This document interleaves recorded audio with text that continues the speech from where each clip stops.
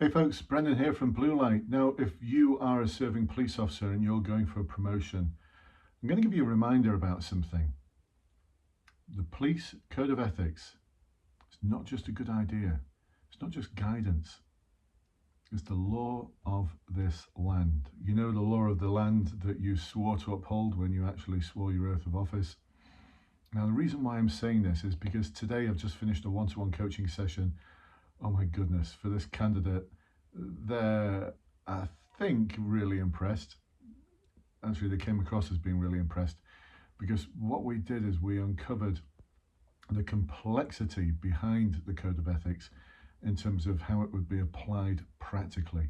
Now, this individual is going for promotion in a force where back to basics, I keep hearing this, back to basics, but where, like all sorts of other forces, it's not just about back to basics, whatever that might mean. We discussed that another part of our one-to-one, subject of another interview, another webinar at some point in the future, or another video in the future. But what we focused on was the code of ethics and how we would expect to apply it, because it's actually a legal requirement. And it was that thing when I talked about it being not just a would you, could you, please, not just guidance. This is the law of this land. And my client sort of was taken aback a little bit and actually commented that, wow, it's a really good reminder that it's something that I think a lot of officers aren't, well, they might be aware of it, but they're not aware of the importance of this. And so what we did is we looked at how we would manage issues around violence against women and girls, inappropriate language, misogynistic language from police officers, and how easy it is to come out with a sort of model answer that probably won't persuade a board that you're the person who can really manage these sort of difficult, thorny issues. And so we've created a case study out of a parade room scenario where a student officer with 6 months service is there doing their initial in tutor time, and about 6 or 7 officers there, and Sergeant reads out a court cancellation for the next week. It's an individual who was victim of domestic violence. It was going to go to Crown Court. Just about half the team had been warned because they were all involved in it about a year ago, and it's been cancelled. It's been dropped because the victim is not cooperating and the witnesses aren't cooperating, and the CPS have decided that there is no chance of a successful prosecution, so it's all been dropped. And one of the colleagues, the strong character on the team, says something, I'm not going to repeat it because YouTube won't allow me to, but talks about the victim in a fairly misogynistic way, not just fairly, but in a misogynistic way, and how that's the last time I'll be supporting her. This is the second time she's done it. I was involved the first time. Next time, I'm not going to get involved. And our student officer challenges it. And another member of the team turns around to her and says, look, you're not in training school now. It's not all baby giggles and happy coloured unicorns. This is the real world. Some comment like that. And so my first question was, do you think that's realistic? Do you think that's the sort of thing that might happen? Yeah. Right, now it's time to step up to the plate and deal with it. Okay, Sarge, how are you going to deal with that scenario? So much involved, folks. So much involved in this. So many complexities, not just in respect of the comment that's been made, but in respect of supporting the person who's called it out, in terms of doing more than just having a word, in terms of the discipline welfare training triangle, in terms of what are the expectations of the code of ethics, what are the expectations of the police service, what would members of the community, what I often call the 10 peopleometer expect of us. 10 peopleometer is you line up the next 10 people who walk past the police station and say, this is what I've done, or this is what I'm planning to do. And if they all say, crack on, that's amazing, that's exactly what we want from the police service, you're probably doing the right thing. If they shake their heads and go, what? You're doing what?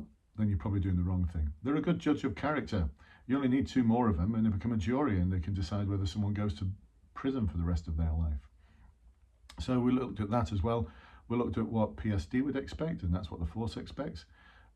We looked at how we could manage aspects of this internally, or at what point it would have to go to PSD for a full misconduct hearing. We also looked at the officer who said, you're not in training school now. who didn't report it. So this is half an hour later, they didn't report anything. And actually the rest of the team didn't report anything. Have a think about the code of ethics. They failed to challenge misconduct.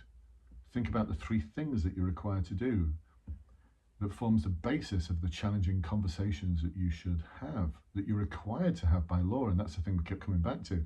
My client kept coming back to it. Actually, it's the law, this, isn't it? Actually, this is required of me by the law of this land. So hugely complex. Our answer that could have been a 5-minute sort of model answer that you think is going to nail it on the board suddenly became something hugely more complicated.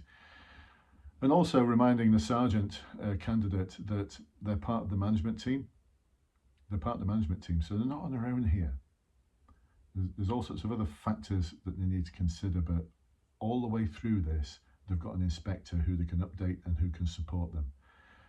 We also took a look at things like, would we necessarily prevent that officer from going out and carrying out their duties? Is there a risk to that? So how do we manage the risk in respect of an officer who's displaying misogynistic tendencies and is victim blaming?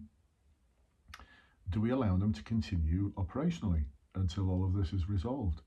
Do we go back and look at previous cases they've dealt with? In fact, who's going to look at those previous cases? And what we're going to do with the information when we get it? So much at play here, folks, and more and more. The more we delved into this world, just this comment that's been made, the more we realized, or my client realized, how complex the answers need to be to demonstrate to the superintendent on your board that you're worth promoting, that you're the one who's going to be responsible for making the changes that might need to be made. You're the one who they can trust to do the right thing. You're the one who, when they're driving into work in the morning at 7 o'clock, they're thinking, well, look, whatever's happened overnight will be okay because Sergeant Jones was on last night. This is a sergeant who I can trust to do a good job, to keep the wheel on. All right, it might be wobbling a bit, but we can help put it back on. As opposed to, oh my goodness, oh, Sergeant Jones was on last night. What train wreck am I going into? For our board, folks, we need to be authentic.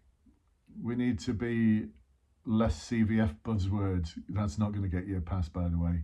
We need to be the person who they're looking at you thinking, I'd be an idiot if I didn't promote this person. They need to be on the edge of their seats thinking, I so need this individual on my team. That's where we need to be, folks. And that's what we work on in these one-to-ones. And if you're still watching this now, I'd love you to be part of, not just the one-to-ones, but come and join us in the Enforce Advancement Group. Check the links below to come and join us. This is where, for it's just £69, is lifetime membership. You're going to get the online course that's going to explain the basics of how to answer all the different types of questions you're going to get on your promotion board, specialist interviews. But more than that, and this is a bit I really love, we come together every week, every Sunday evening, we come together at 6 o'clock to practice. We practice the difficult questions that you're going to get asked on your board, and we debrief them. And there's recordings of these. There's almost 2 years worth of recordings that you can watch. Forget Amazon and Amazon Prime and Netflix. It's Bluelight TV now, all the way to your board and beyond. And this is a community that helps support each other, help with ideas, help with different concepts, help with different techniques to answer different types of questions. Community of police officers from all over the United Kingdom and beyond. We've got some from the Republic of Ireland. It's just great having them on board as well. How international can we get? Anyway, check the links below. I'd love to work with you to help you succeed on your promotion board. The success rate at the moment is around 95%. Who would not want to be part of that success story? So I hope you come and join us. And here's the deal. Look, if after the first webinar you think it's not for me, just let me know and I'll give you a refund, because I know it will be. I know it will be. I'm absolutely convinced it will be. I'll see you soon, folks. Catch you up soon. Bye-bye for now.